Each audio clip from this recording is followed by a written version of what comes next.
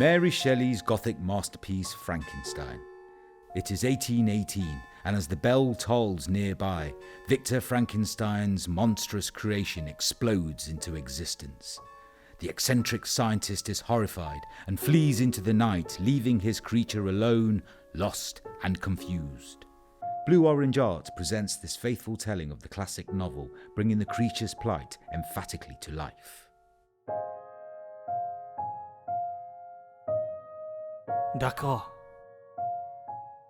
Allons-y. Merde. Je ne sais pas. Je ne sais pas.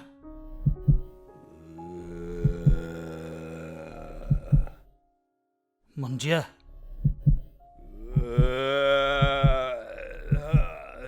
No. No. Confusion and fear. He must get out of this place. He's not safe here. He must walk. No, run. He knows instinctively how. Unfortunately, his legs do not. He tries again, then again, eventually finds his footing and stumbles out. A blinding light fires a bolt of pain through his body. He covers his face and runs and runs. Sounds everywhere, noises, a melange. He must find peace. He runs faster and faster. Beating in his chest, harder and harder, gasping for breath. But then relief, finally, shade. He stops. The beating gradually subsides. He begins to calm. The fear remains, but now is no longer debilitating. He's suddenly aware of his other senses. There is a sharp pain coming from his head. He touches it and looks at his hand. Blood. In his other hand he is holding a coat. He does not know how he got it. He vaguely recalls events, but they are still so blurry. The place he is now in is different, tranquil, trees all around. A stream babbles close by. He suddenly becomes aware of another sensation. Discomfort fills his throat and his stomach. He begins searching. But for what? At length he observes animals eating berries and roots and drinking from a stream. He mimics their actions. Great relief. There is a face in the stream. It startles him. He paws at it. The face disappears, but as the water settles, it reappears. He repeats the task with the same effect. The face copies his actions precisely. He withdraws and sits against a tree eating berries. A wave of fatigue suddenly overcomes him. His eyes close. He fights it, but the intensity increases. Eventually, his efforts prove fruitless, and he loses consciousness. Waking up, he shivers and has an urge to cover himself. The only thing he has to hand is the jacket, which he's still carrying with him. He wraps it round his shoulders, but it offers little relief. He sits in isolation, frightened, cold, and begins to weep. Day after day, night after night pass this way. He has become accustomed to his surroundings, the sights and sounds of the forest, and often tries to emulate them. He begins to suspect that the days are shorter than before, and it seems markedly colder. He often spends the entire day searching for a few scraps, and so resolves to quit the place and seek a new one where it will be easier to satisfy his few wants. He spends 3 days in these rambles, until late one evening he perceives a small hut on the edge of a cluster of huts and cottages. He examines the structure with great curiosity, and finding the door open, enters. Inside sits an old man near a fire, over which he's preparing some food.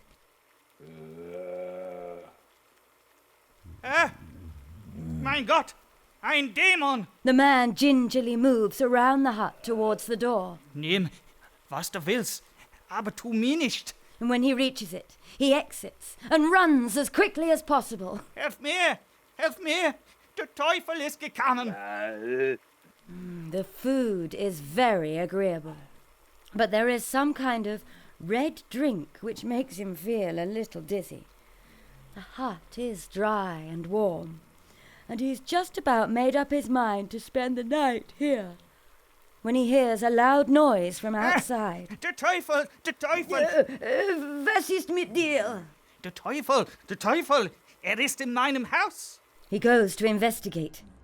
Es ist wahr! Es ist wahr! Es ist der Teufel! Oh, wir müssen ihn hinausjagen. A sudden pain as something strikes him. Again and again, stones and missiles rain down. Run, run as quickly as possible. Once more scared and frightened, he moves at speed. Glancing back, they've ceased their pursuit. Before long, another cottage, alone. He dares not enter, but behind there is something. A hovel. It is wretched, but should at least provide enough shelter for the night. Morning arrives. He is calmer but tired, as he has barely slept. He creeps out to survey the surroundings. The hovel has clearly been abandoned. Perhaps it is possible to remain for a little time. A figure approaches. He hides himself in order to observe without being seen. Moments later, another approaches. A young female carrying something. Coucou, Félix. Coucou, je vais le rentrer à l'intérieur. Merci. The young man takes the pail into the cottage. Then, carrying a number of objects, crosses the field behind the cottage. The young woman busies herself in the yard and then the cottage. The creature further examines the hovel. It is clear there used to be a window from the cottage which has since been filled up with wood. He gently removes an imperceptible piece, just a small enough chink through which the eye can penetrate. Through this hole, he can perceive a small room. In one corner is sat an old man near a fire. He holds a small stick, which produces a sound sweeter even than the voices of the animals he previously encountered. Soon after, the young man returns bearing a quantity of wood.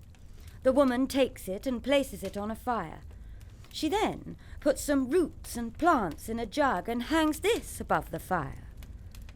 The young man takes out a new object, which he holds in his hands and begins making monotonous sounds. Qu'est-ce que l'optimisme? C'est la rage de soutenir que tout est bien quand tout est mal. The following days passed in a much similar manner. The creature observed that the old man appeared unwilling to use his eyes. Despite this obvious laziness, the young cottagers clearly had much love for him, as they performed every task with affection and gentleness. The creature had never seen such kindness before, and it caused a new and overwhelming emotion to bloom within him. He had been, up to this point, systematically stealing from their stores, but after this decided to satisfy himself with the berries, roots and nuts which he gathered from the neighbouring wood. For some reason, he was able to survive on a much coarser diet than the cottagers. The creature wanted so much to join them, but feared a repeat of the treatment he'd previously endured. He decided that he would assist the family, and so at night borrowed the tools and gathered enough wood for several days. He waited anxiously to see their reaction. Félix? Comment? Je ne sais pas. Ce n'est pas possible. Pourquoi? Quelqu'un aurait? The old man exited the cottage.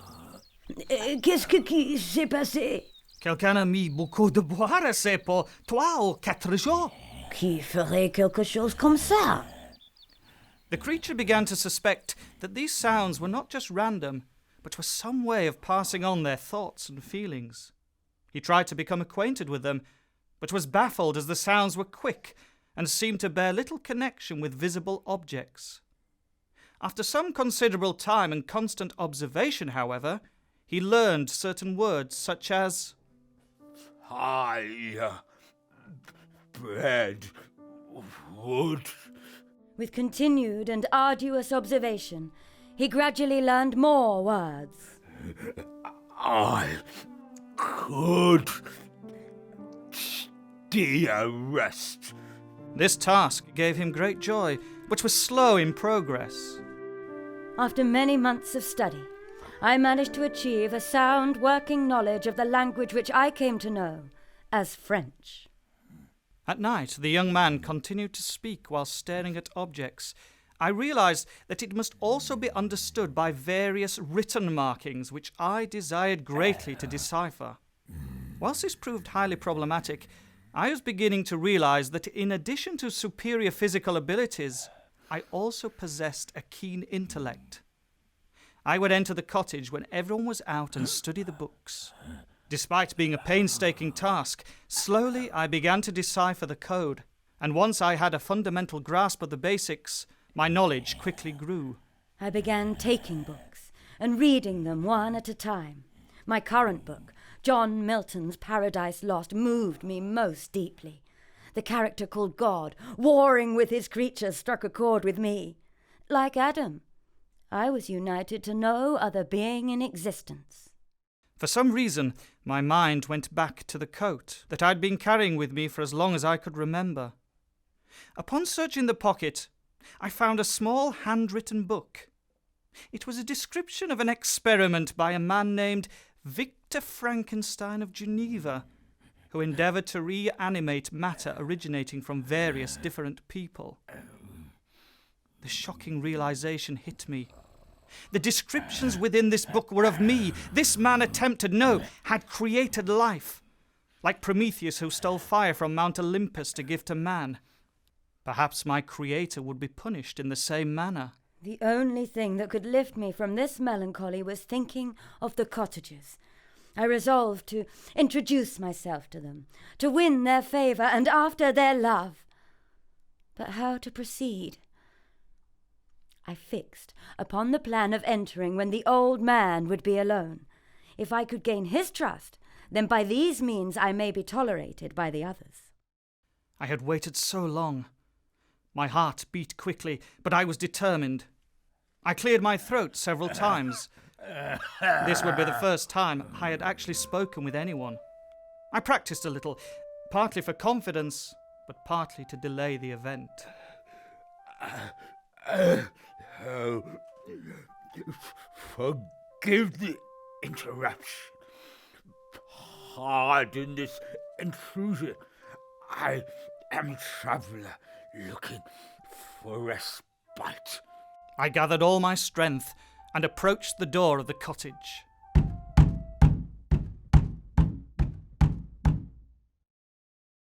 Hello? Is someone there? Hello? Pardon? I'm sorry, I cannot hear you. Why don't you come in? Thank you. You are very kind. Pardon this intrusion. Not at all. I do not recognize your voice. No. How can I help you? Pardon this intrusion. Oh, you said that already. I am a traveller in want of a little rest. Would you would greatly oblige me if you would allow me to remain a few minutes by your fire. Oh, of course. I will tend to your needs as best I can, but I am afraid that my children are not presently at home, and as I am blind, I shall find it difficult to procure any food for you. Thank you. You are very kind. It is just the warmth and rest I desire. Of course. Please, take a seat. Thank you. I am very pleased to make your acquaintance. It is unusual to meet another Frenchman out here. Frenchman? Yes. Are you not? Yes, of course. Language. My name is Monsieur de Lacy. Yes. And what is your name, friend? Friend? My name? Yes. Frankenstein. Yes, Victor Frankenstein. And where are you travelling, Monsieur Frankenstein? I am travelling in order to meet some friends whom I sincerely love and from whom I hope to claim protection. I hope that you do not mind me asking, but protection from what? I'm an unfortunate and deserted creature. I have no relation or friend upon this earth. These amiable people to whom I go have never seen me, and if they turn me away, I do not know what I shall do. Oh, that is indeed unfortunate. But the hearts of men, when unprejudiced by any obvious self-interest, are full of brotherly love and charity. If these friends are good and amiable, you will have no need for despair. Yes, you are right. They are indeed kind. In fact, they are the most excellent creatures in this world. Then all will be well.